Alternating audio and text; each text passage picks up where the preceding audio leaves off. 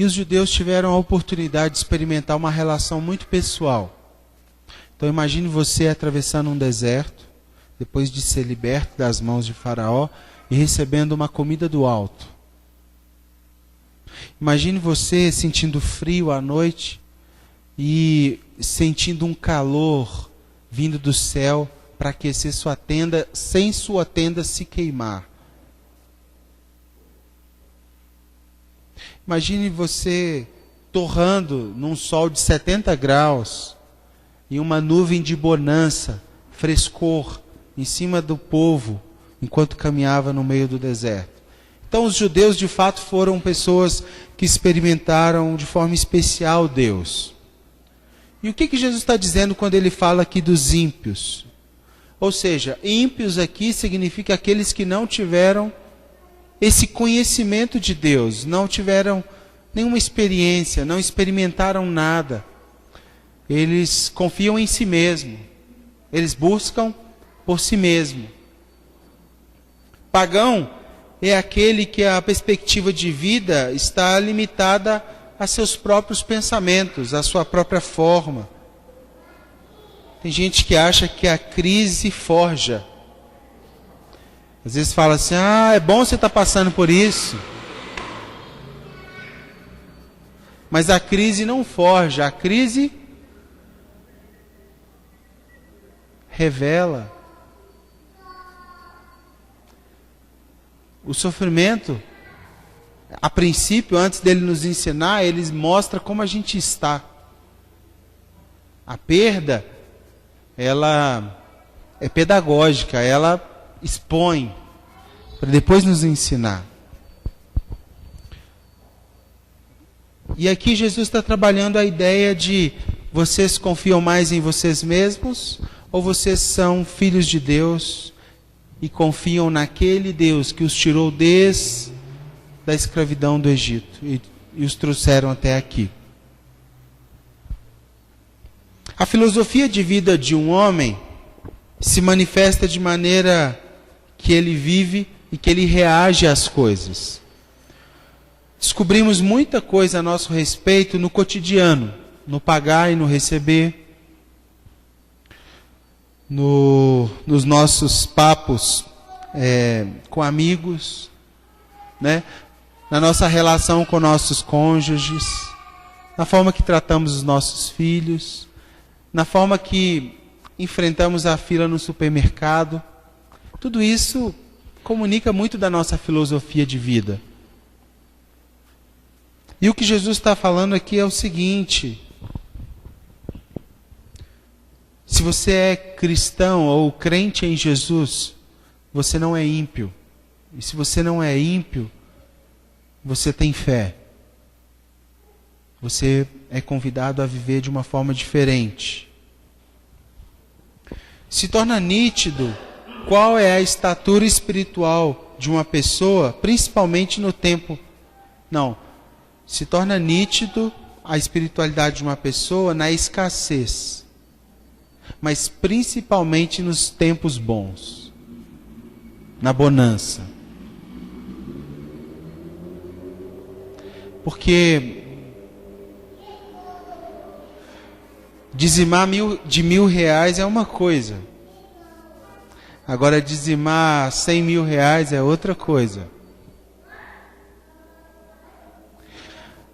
Abençoar quando você está sendo fustigado e tem pouco para repartir o pouco que tem é uma coisa.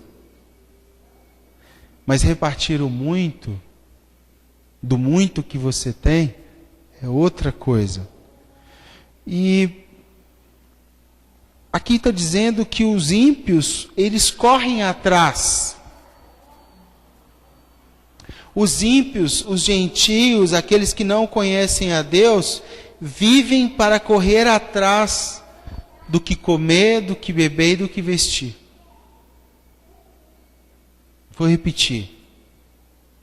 Aqueles que não têm conhecimento de Deus,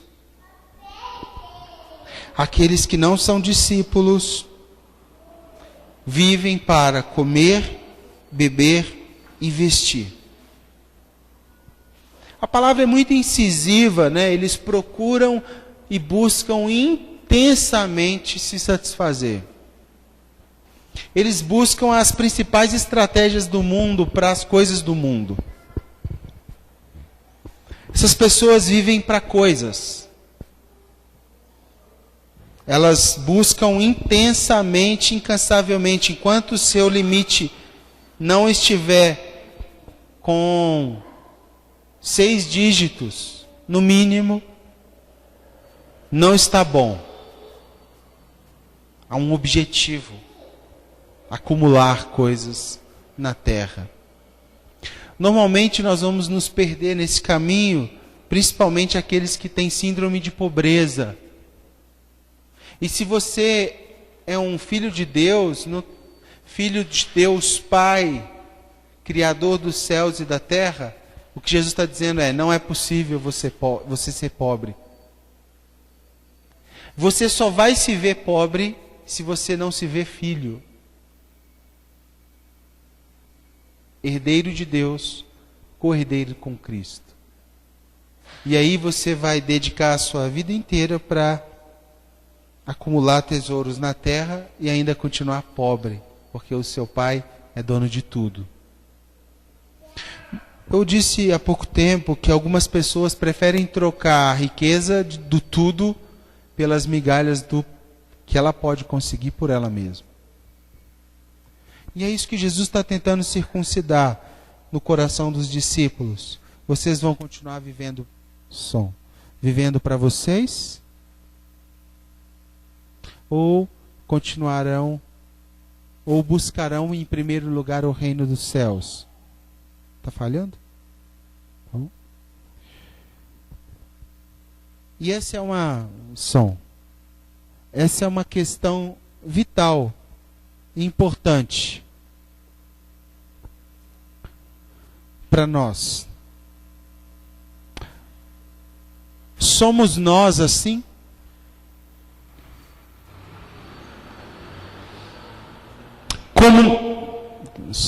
Como nós vivemos? Vivemos para o comer, beber e vestir?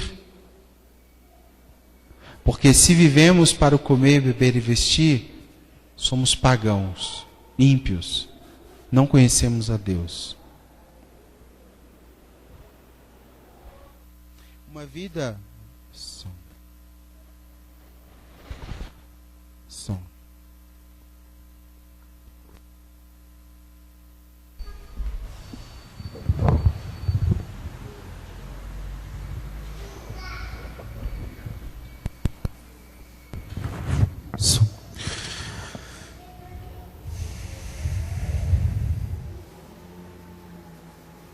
Se são essas coisas que monopolizam as nossas principais energias, se os nossos pensamentos estão em coisas, se somos indivíduos mundanos, dotados de mentalidade mundana,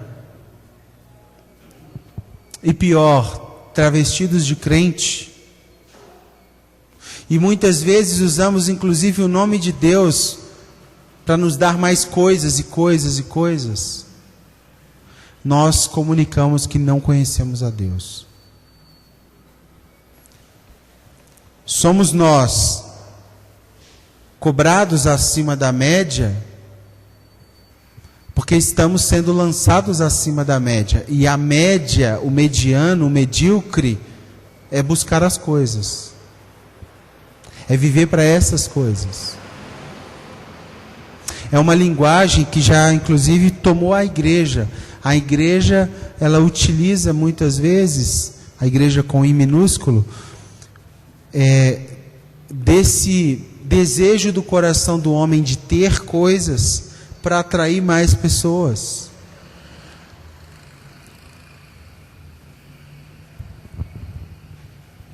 Somos nós cristãos? Ou somos ímpios?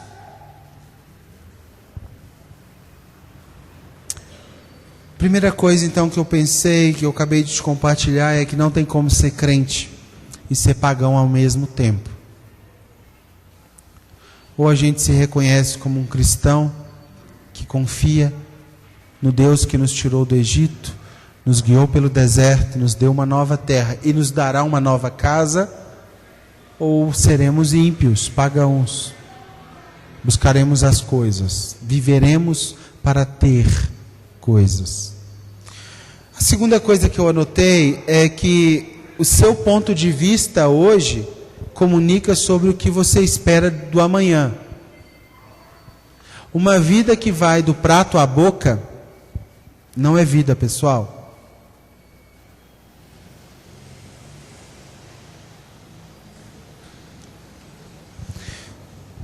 Entre os ímpios, há aqueles que imaginam que tudo que acontece na vida é puramente acidental.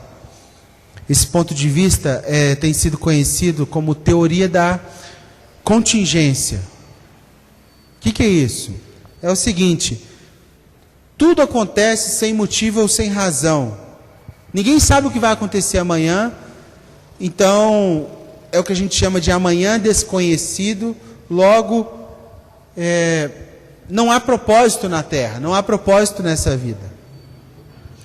O que há são acidentes de percurso, e você tem que lutar para que seja o beneficiado dessa vida. Se não há propósito algum nessa vida, e ela não aponta para lugar nenhum, viva lá a vida.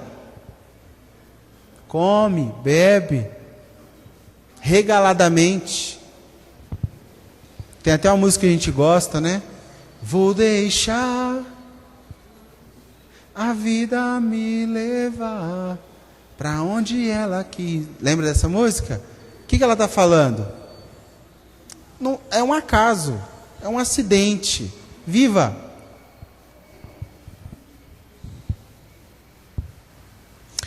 Isso a gente chama de teoria da contingência. O problema é que a maioria das pessoas que entram nessa, elas não se veem cuidadas pelo alto, por um Deus dono da sua história, do seu propósito, e elas lutam para ter algo que não é possível. Uma saciez de vida. Outro ponto de vista muito presente na nossa sociedade é o fatalismo. Já é o oposto da primeira. O fatalismo pensa que é o seguinte: é o amanhã conhecido. Ele ensina que aquilo que tem que ser, será. Independente do que você vai fazer, tem alguém que está com a manete da sua vida na mão, e independente da sua atitude, aquilo vai acontecer. Então isso é muito comum no meio cristão. Você chega lá e fala assim: bati meu carro. Aí a pessoa fala assim: tá tudo bem com você? Tá, não, glória a Deus, tinha que acontecer. Como é que é? Não é porque tinha que acontecer, não, é porque o pneu estava careca, eu entrei na contramão, eu fui numa rua que não deveria e por isso eu bati. Então, o fatalismo, ele tem entrado para dentro da igreja como um escapismo para a fé das pessoas. É mais ou menos o seguinte: se o amanhã é certo e independe do que eu faço ou deixo de fazer, para que me esforçar hoje? Para que me esforçar? Para que me dar o passo? Para que eu vou trabalhar? Então a gente vive no meio de duas realidades. De um lado, a teoria da contingência. A vida é um acaso, eu não sei o que vai acontecer amanhã, vamos viver tudo hoje. Fuma, bebe, cheira, transa, faz o que você quiser de sua vida. Do outro lado, não vou fazer nada, porque o que tem que acontecer vai acontecer mesmo. A contingência e o fatalismo são as principais expressões do ponto de vista ímpio, pagão dos nossos dias. As pessoas que vivem nessas posições têm o mundo como coisa última de valor. O que tem valor é o que esse mundo pode dar. O que tem valor são as coisas terrenas. E o que o cristianismo fala para nós? O ponto do cristianismo é que, especialmente no Sermão do Monte, é o que a gente chama de a doutrina da certeza, que é o amanhã esperado. Ou seja, a vida não é guiada pelo acaso e também não é 100% determinada pela minha vontade. Sobretudo, Deus está no governo e no controle do propósito da vida. E esse propósito último das nossas vidas é o encontro com Ele, é viver com Ele para sempre. Cristianismo. Então, a contingência é o amanhã desconhecido. O fatalismo é o amanhã conhecido. E o cristianismo é o amanhã esperado, é o almejado da nossa alma. E existe uma diferença muito grande dessa visão de mundo para as demais. Porque quando você conversa com alguém que está vivendo na contingência ou no fatalismo, elas acham que você é louco, que você é o doido, que você é o errado, que você está em outra sintonia.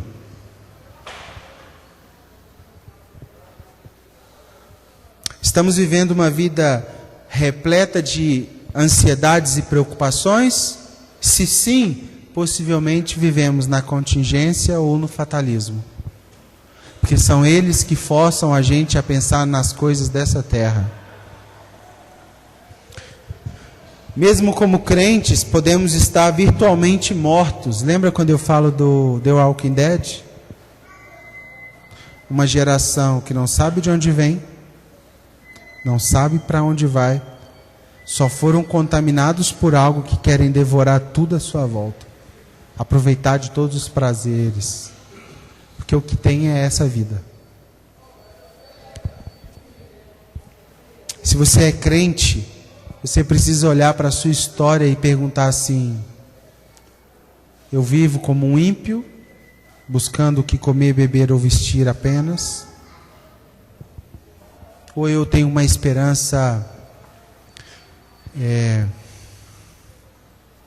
um amanhã em esperança? Eu tenho falado nessas últimas semanas sobre esperança ser verbo, né? Ou verbo esperançar. Porque a esperança tem a ver com trazer para hoje uma realidade que é diferente da preocupação. A preocupação, você antecipa o sofrimento. A esperança, você antecipa a alegria, o gozo, a satisfação, a plenitude. Eu não tenho expectativa de ter todos os meus prazeres saciados nessa vida. Não tenho. Sou marido de uma só mulher, conforme Timóteo capítulo 3. Mas eu tenho exemplos na Bíblia de homens que tiveram 1000 mulheres e não encontrou todo o prazer do mundo. Eu tenho exemplos na Bíblia de homens que tinham a maior riqueza da terra estava na mão dele, o maior ouro da terra estava nas mãos dele. E eles não conseguiram se satisfazer. Se somos crentes, devemos nos perguntar como vai nossa segunda a sexta. Alguns sábado, né? Segunda a sábado. Contingência, fatalismo ou uma esperança viva? Terceiro ponto é que nossa fé, irmãos, não cresce mecanicamente. Fé não é um negócio que eu te dou para beber. Fé é algo a ser experimentado. E a igreja, a comunidade de fé, ela serve para ajudar os irmãos a crescerem em fé. E como que a gente ajuda um ao outro a crescer em fé? Quando aquela pessoa não tem firmeza nos pés para o próximo passo, e você também, mesmo sem toda a firmeza, coloca o seu pé lá, junto.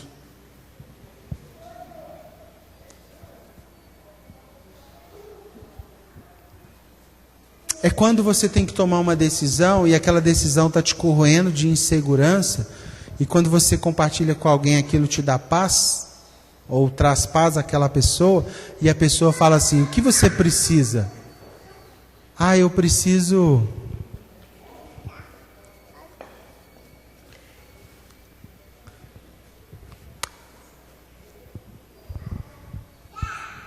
Eu preciso de apoio, porque eu não acredito, eu não tenho fé sozinho. Hebreus capítulo 10, versículo 19, fala algo interessante.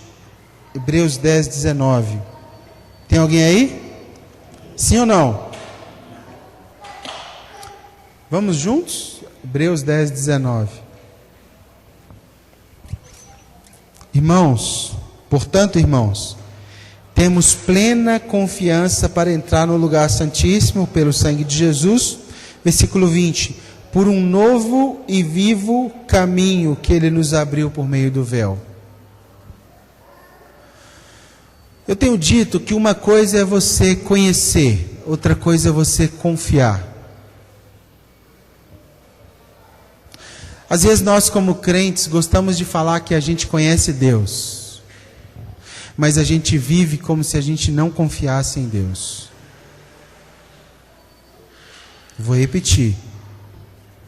A forma como a gente vive pode ser contraditória ao que a gente fala, porque a gente fala que acredita em Deus e não confia em Deus. E Ele chama de novo e vivo. Não é um caminho que você aprendeu com seus pais, com seus avós. É um caminho novo a cada dia, é vivo, tem gosto de vida. Você está olhando para a esperança da sua alma, você está olhando para a nova Jerusalém que vem, para o Cristo que volta. Novo e vivo. Versículo 21. Temos, pois, um grande sacerdote sobre a casa de Deus. Sendo assim, aproximemo-nos de Deus com um coração sincero e com plena convicção de fé, tendo os corações aspergidos para nos purificar de uma consciência culpada e os nossos corpos lavados com água pura. 23.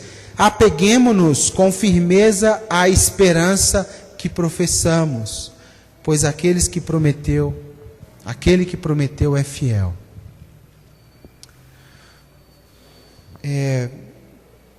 Temos que ampliar nossa forma de acreditar, irmãos. E só conseguiremos isso se a gente começar a propor exercícios para a nossa vida de fé em Deus e dando passos em ambientes que não são seguros. Tem gente que tem uma boa fé, mas é uma fé estagnada há anos no mesmo lugar. Sabe por quê? Porque ela não aceita a insegurança da água. Dentro do barco com Jesus, ela consegue ir com Jesus dentro do barco falando que vai para o outro lado. Mas quando Ele chama para fora, ela não tem coragem de pôr o pé na água. Lembra dessa história? Quantos homens tinha dentro daquele barco? 12 homens mais Jesus. Os 12 discípulos estavam ali, sim? Veio a tempestade. A tempestade não forja, ela revela. O que os discípulos começaram a fazer? Jesus, você não percebe? Nós estamos aqui quase morrendo, tirando água.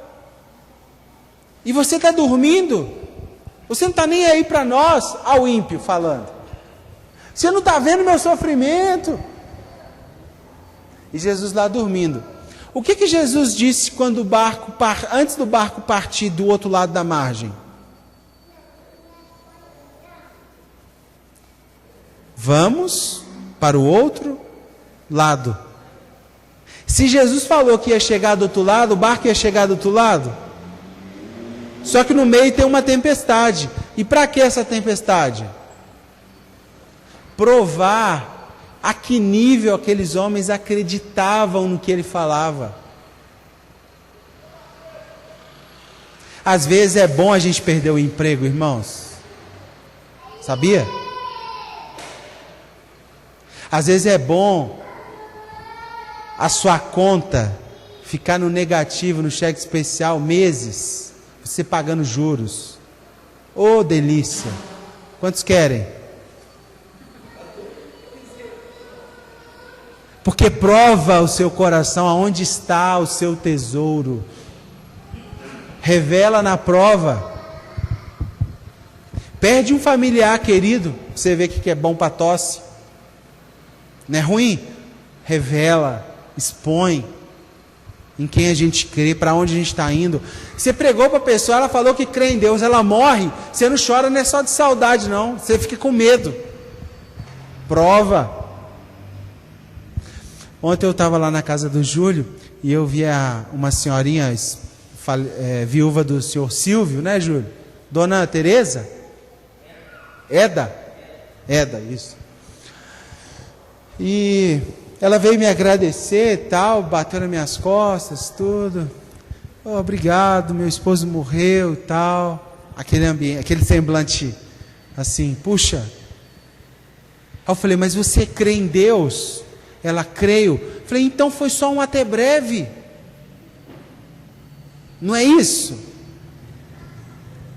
Ou não? Ele cria em Deus? Cria em Deus. Ele tinha fé? Tinha fé. Então foi só um até breve. Não, mas eu estou sentindo a saudade. Não, a saudade é justa. Sofra mesmo. Faz parte da vida. Sentir falta, saudades. Mas é o seguinte, tem uma esperança maior do que a sua saudade. Tem uma expectativa maior do que o seu sofrimento. Sabe qual é? A Nova Jerusalém, a eternidade, o céu, o reino. Então, irmãos, em conversas assim, a gente demonstra onde está a âncora da nossa alma, como Hebreus fala. A âncora da nossa alma não está na promoção do nosso emprego, naquela herança que pode sair e mudar a sua vida, ou no prêmio da loteria. Não está. A âncora da nossa alma está afirmada no trono de Deus. E é isso que nos dá esperança. E nós só conseguimos ampliar nossa fé quando a gente sai do barco. E eu queria te abençoar hoje, para você sair do barco. Quer crescer a fé? Sai do barco. Tinha quantos homens? 12. Daqueles 12, quando a tempestade veio, e tarde da noite, Jesus apareceu andando sobre as águas, um deles pensou fora da caixa. Todos deles falaram assim, é o Senhor, Ele veio nos salvar. Não é isso? Mas um deles falou o seguinte, se é Ele, cara, eu quero ir lá. Um deles fez o que não era o padrão. 90% das pessoas fazem o padrão. 99% faz o que todo mundo faz. 99% pensa o que todo mundo pensa. Mas tinha um que falou, olha, eu não vou ficar esperando ele aqui não. Se é ele, ele vai fazer coisas que eu ainda não vivi. E ele pisa naquela água olhando para Jesus. Qual é o barco que você está? Qual é o barco que precisa naufragar essa manhã para você aumentar a sua fé? Tem uma irmã aí, amiga nossa, que chegava para mim e falava assim, nossa, mas eu vou expor a irmã, né? Eu precisava de um shabat, mas para minha saúde, para mim cuidar dos filhos, mas eu preciso trabalhar para pagar as contas. Aí, dado o dia lá, ela chegou e falou, bom, nós vamos te dar o descanso que você precisa e vamos pagar as contas que te preocupam para você continuar nesse trabalho aqui, até que você possa voltar. Só que para isso a pessoa tem que sair do barco, porque existem os dois grupos. Um grupo que fala que conhece Deus e fica dentro do barco quietinho esperando Ele, e o outro grupo que é um pouquinho mais doido, que escuta a voz dele e tem força para pôr o pé fora do barco, para fazer o que a maioria não faz. Homens naturais, racionais demais. E aí Jesus chama para fora. Então vem, Pedro. O Filho de Deus, ele é um cara que conversa consigo mesmo, questiona a sua razão, sacode a si mesmo. Deus só vai fazer aquilo que eu não posso fazer. Se eu posso fazer, possivelmente Deus espera que eu faça. Eu não sou fatalista. Então eu tenho que trabalhar? Sim ou não? Sim. E como que eu tenho que trabalhar? Como é que eu presto serviço?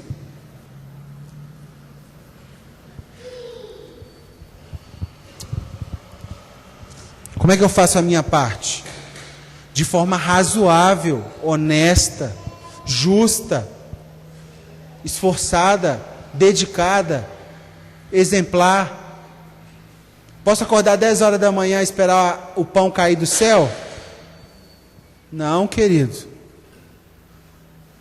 Paulo fala assim: se não trabalhar, que não tenha de comer para ele aprender a trabalhar.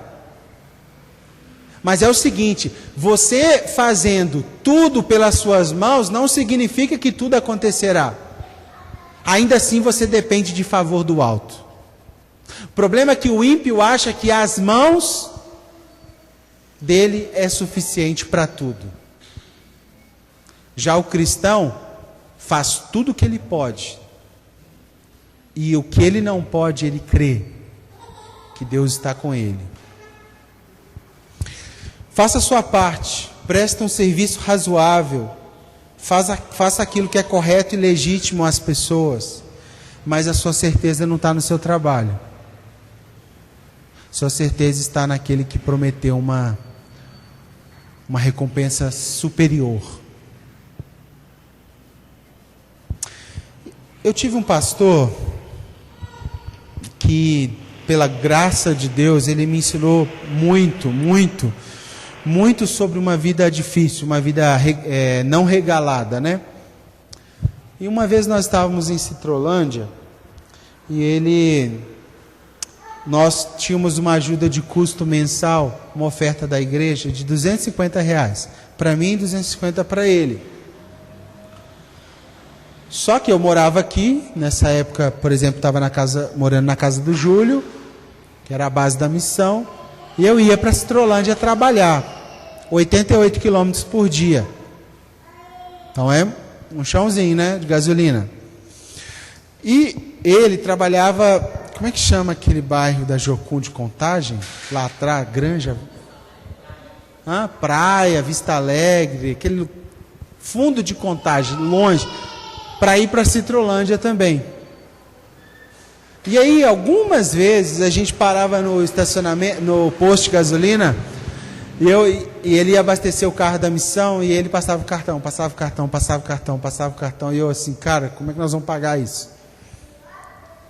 Nós temos R$250 de ajuda ministerial, e toda hora 50. Chegou um ponto, irmãos, de um dia, eu e a Priscila, eu confrontei a Priscila, que era do financeiro, para chamar ele numa reunião do presbitério, sem eu ser do presbitério. Olha só, ousado. Falei assim, eu quero as notinhas do combustível que nós vamos pagar.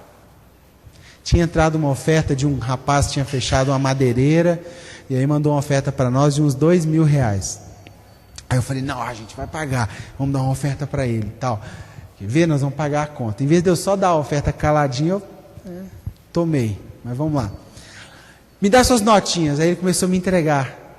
Abriu a agendinha e caiu notinha de cartão de crédito para tudo quanto é lado. Eu fui somando, deu R$5.500.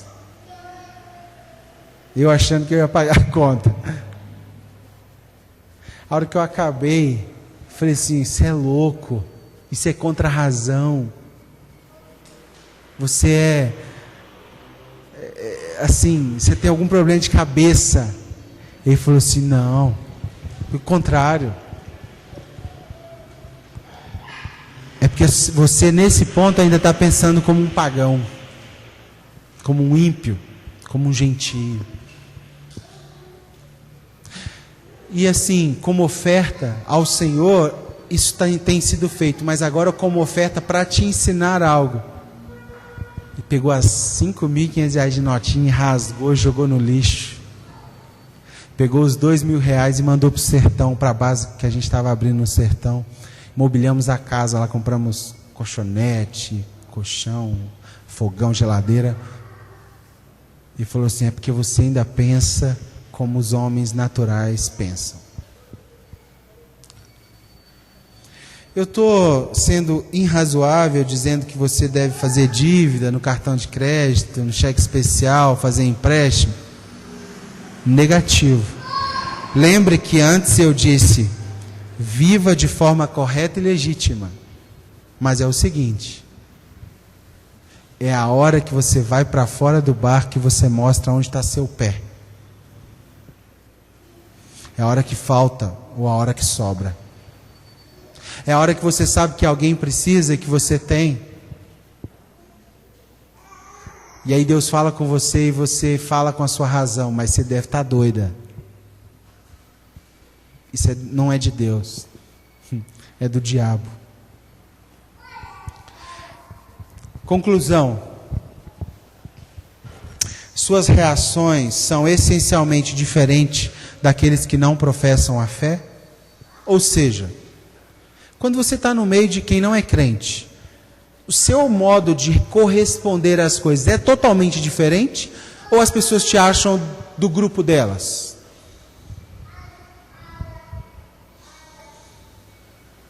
Eu tive o privilégio de dar um avião para a Mara essa semana. Nós criamos aqui, domingo passado eu cheguei aqui, olhei para o pé dela e falei, acho que ela vai precisar de um avião. Como nosso pai tem avião, sim ou não? Deus tem ou não tem, gente? Deus é dono de tudo. Eu criei um grupo, avião da Mara. Não tem avião do forró? Aviões do forró, tem avião da Mara. E aí nós damos um rolê e tal, o Felipe foi um dia, eu fui em outro dia, levaram numa consulta. E aí ela contou para a moça que nós criamos o grupo, como comunidade. Eu pus um tanto de gente aqui para ajudar. Cada um vai, cada dia pode ir um. E aí a médica achou assim, nossa, que legal, que você tem bons amigos, né? Porque não é comum isso, gente. Nós vamos ser o Uber de graça. É um Uber não pago, tá bom? É comum? Então nossas ações, elas são invariavelmente diferentes daqueles que não creem em Deus? Ou elas são comuns? Quando você está na fila do caixa, não sei se já aconteceu isso com você, mas eu oro para que um dia você experimente isso. Tem uma senhorinha, vai nos supermercados mais baratos, os mais populares, que você vai ter essa oportunidade. Vai num BH, nessas mercearias de bairro, sabe? Que é tipo mini EPA, bem simplesinho. Você vai ter mais oportunidade. Mas a pessoa está chegando com algumas coisas no caixa para pagar. E você vê assim, nenhum demérito, tá bom? A nenhum alimento que eu vou dizer aqui, é só para exemplificar. Ela está pegando o básico do básico para aquele dia. Então é uma lata de salsicha, um pacote de macarrão, é o básico do básico. E aí você está atrás dela, pegando seus chips, ou seu sorvete, e o Espírito Santo fala assim, vamos pagar a conta? Se você tiver um pouquinho mais de fé, vai ali no BH, Avenida Contagem, supermercado BH, também rola. A senhorinha chega com a sacola assim, leve-se no caixa, passa 3 latinhas, pacotinho de arroz, aquele menor, sabe? Você está atrás e o Espírito Santo fala assim, paga a conta. Aí você vira para a pessoa assim, para a caixa, olha aqui, eu quero pagar essa conta. A pessoa, por que você está fazendo isso? Porque hoje eu posso te abençoar. Porque hoje eu estou podendo. Ganhei na loteria. Vou pagar de todo mundo aqui. Trem. Você já imaginou aquela senhorinha que saiu de casa com 15 reais para comprar o almoço do dia, ou o almoço e a janta do dia, voltando para casa com aqueles 15 reais e com a sacola cheia? Sabe quem faz isso? Não é ímpio, não. Não é quem pensa só nessa terra. É quem é diferente do comum. E quando você sabe que um amigo está em dificuldade? Ontem, caí na bobeira de desmontar uma máquina. Depois você corta esse testemunho feio aí. Fui desmontar uma máquina e o Júlio todo apertado lá de serviço, com a casa para receber os irmãos lá do chá do bebê e tal. Aí eu liguei para ele só para tirar uma dúvida da máquina que eu desmontei. Galinha que acompanha pato morre afogado. Eu tentando fazer o que ele faz, fiquei no meio do caminho. Liguei para ele, filmei e estou conversando com ele por vídeo. Júlio, é assim, não sei o que, não sei o que. Aí ele, não, isso aí é assim mesmo. Tal. Eu falei, mas eu não estou conseguindo aqui. Ele falou, não, vem cá agora. Eu pensei, esse cara é doido. A mulher dele vai matar ele. Porque tem 1 milhão de coisas para ele fazer hoje. Estava quase na hora. Eu cheguei lá em 5 minutos, ele, não, aqui abre assim, ó, o que é isso? Troca essa pecinha aqui, vai lá, lava. 5 minutos. Mas estava pronto para servir. Pronto. Não é amanhã. Pronto. Eu estou precisando. Está aqui. Ô José, eu estou precisando da caminhonete. Está aqui a chave. Pode ficar com a chave. É gente diferente do comum. O José e a Cláudia foram ver o José Vitor e a família. E aí deixou a chave da casa, da caminhonete, portão da garagem, tudo comigo. Falei, eles são doidos demais. Arrisca muito. Falei, não, se acontecer alguma coisa, a chave está com você. Graças a Deus eu lutei. Venci o pecado de... Não fui lá não. Mas somos pessoas absolutamente diferentes do comum? Ou somos pessoas comuns? O comum dá o cano, gente. O comum, no máximo, faz o que é certo. O crente faz o que é devido fazer. É justo. Você confia no Deus que você professa? Porque, guarde bem, você confia ou você só conhece? Eu acredito que salvação é um assunto de Deus, né? Quem somos nós para falar quem é salvo ou não? Mas conhecer é assim, eu sei quem é, eu já vi. Conhece. Confiar é sair do barco. Suas convicções devem ser capazes de mudar suas palavras. Se elas não forem fortes o bastante para isso, elas nunca vão te tirar da posição que você está.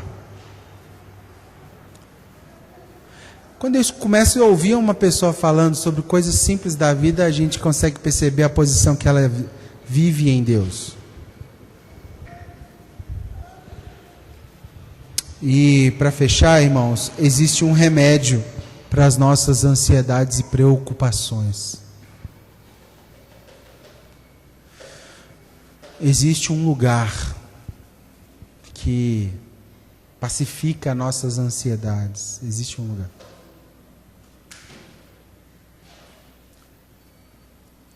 E esse lugar é no Senhor. É o Senhor. O problema é que esse mundo é tão agitado que às vezes a gente não tem tempo nem para esse lugar. porque a gente está correndo atrás de comer, vestir e beber. Comer, beber e vestir.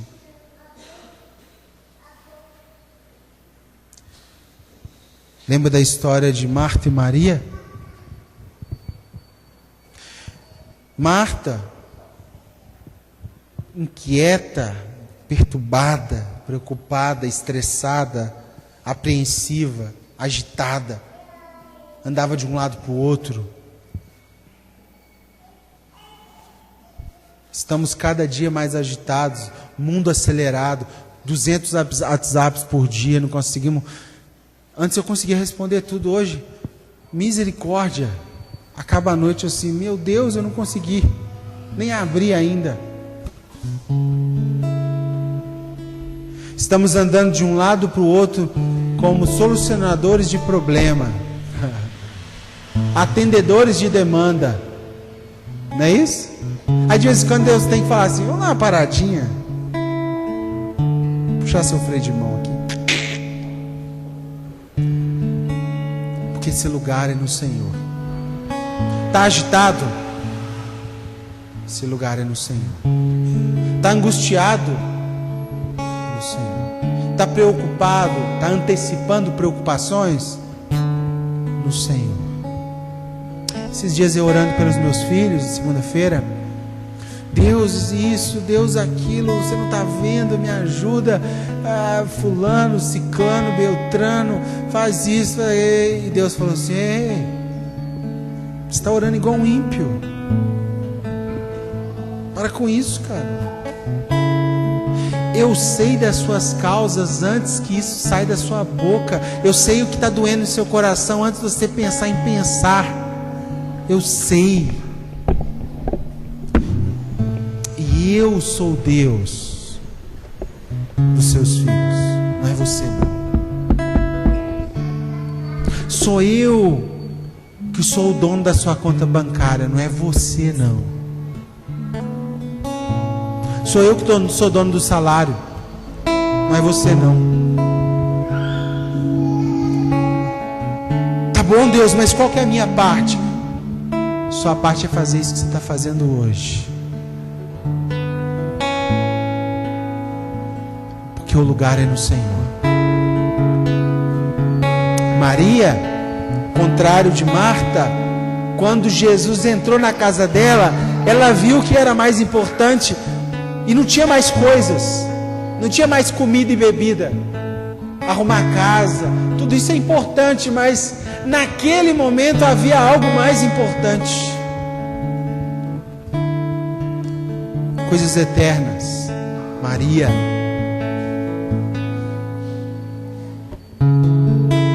eu queria terminar orando por vocês, para que você tomasse cuidado com a coisificação da vida. Tudo virou coisa. As pessoas viraram coisas. Deus virou uma coisa. Meu carro virou coisas. Tudo é coisa. Nós estamos coisificando as relações, desumanizando. O que fazemos, irmãos, revela o tipo de relação que temos. Se nós vivemos para coisas, nos tornamos possivelmente coisas. Mas se vivemos nos relacionando com Deus, nossa herança não serão coisas.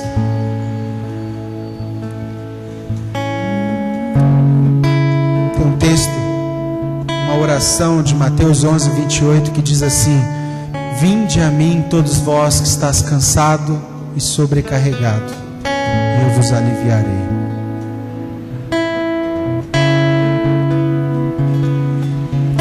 Tomai sobre vós o meu jugo, ele é suave, é leve.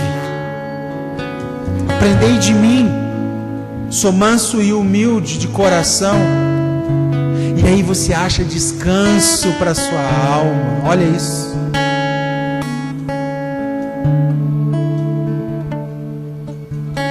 Eu queria te abençoar com essa leveza da alma. para você ser livre da preocupação, da ansiedade que devora a nossa força, energia.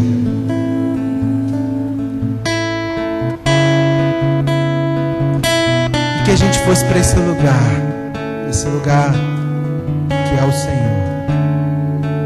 Curve sua cabeça. Há um lugar junto ao teu coração onde eu desejo estar.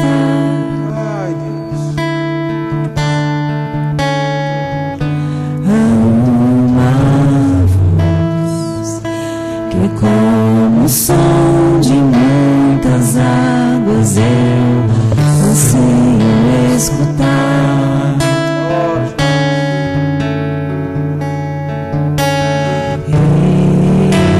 Eis-me aqui,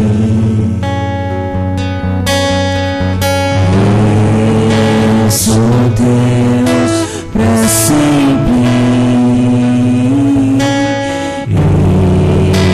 Eis-me aqui,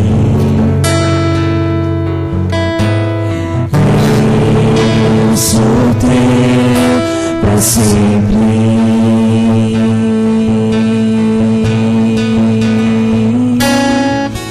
Não há outro lugar que eu queira estar. No teu olhar eu fiz minha morada. Pra quem eu irei se só tu tens as palavras de vida eterna? Se eu me esconder no mais profundo vale, ou se eu subir na mais alta montanha, ainda assim ali o teu amor me alcança.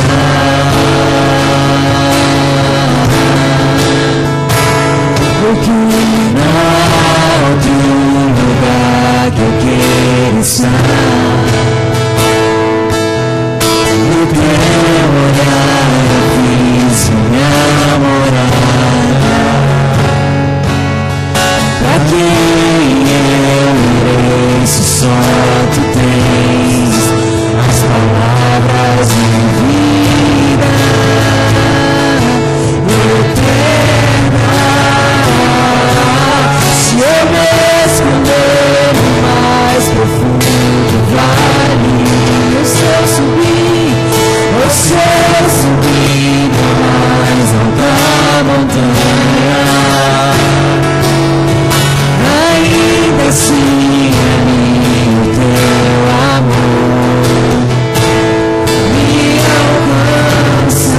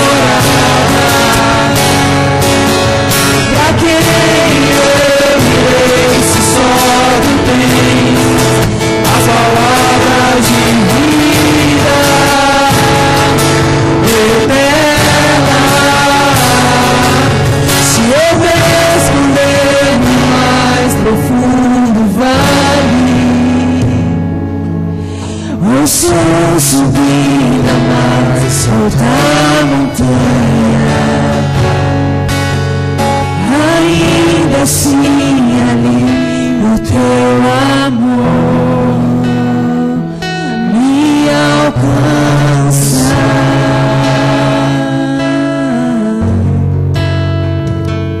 Que mais direi eu? Não tenho tempo para falar de Gideão, Baraque, Sansão, Jefté, Davi, Samuel e os profetas, os quais pela fé conquistaram reinos, praticaram a justiça, alcançaram o cumprimento de promessas, fecharam a boca de leões, apagaram o poder da espada, o poder do fogo, escaparam do fio da espada, da fraqueza tiraram força, tornaram-se poderosos na batalha e puseram em fuga exércitos estrangeiros. Houve mulheres que pela ressurreição tiveram de volta os seus mortos. Uns foram torturados e recusaram ser libertados para poderem alcançar uma ressurreição superior. Outros enfrentaram zombarias e açoites. Outros ainda foram acorrentados e colocados na prisão, apedrejados, cerrados ao meio, postos à prova, mortos ao fio da espada. Andaram errantes, vestidos de pele de ovelha e de cabras, necessitados, afligidos e maltratados. Porém, o mundo não era digno deles. O mundo não era digno desses homens. Por isso eles vagaram pelos desertos e montes. Por isso eram homens de cavernas e grutas, de coisas internas. Todos esses receberam bom testemunho por meio da fé. No entanto, nenhum deles recebeu coisas desse mundo. Recebeu aquilo que havia sido prometido, porque Deus havia planejado algo melhor para eles. E nós podemos, com eles, aprender e ser aperfeiçoados. Pai, eu oro por cada irmão, por cada pessoa que está aqui. Se há algo que está afligindo o coração,